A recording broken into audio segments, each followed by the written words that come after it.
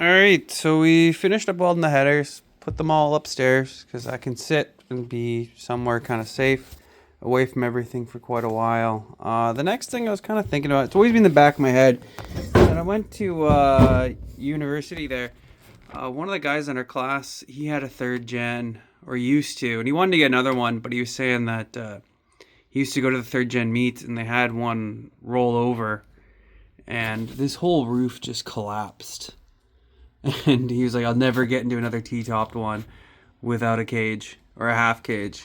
Because apparently this is quite a weak area of the car. And you can kind of see it out. There's no real support on the from the hatch area. I mean, that's just all glass on the hatch. It's just these kind of pillars here, which aren't really that robust. I mean, after putting our seatbelts on, you can kind of see this is quite a flimsy piece. Maybe better or worse from what we've done to it, but nevertheless, I have this from the Fox body. We were gonna put one in that car, and then I just kind of said fuck it, and yeah, it seems to kind of fit.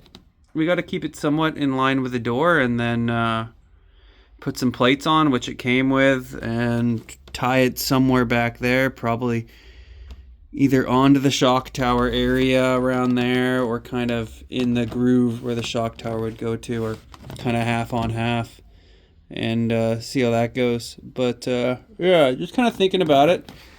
This is too tall, so we'd have to cut it down, and we'd want to keep it as close to the roof as possible. But yeah, I don't think it'll be a terrible idea. I don't know if it, hopefully it never needs it, but just because I have it, I don't know.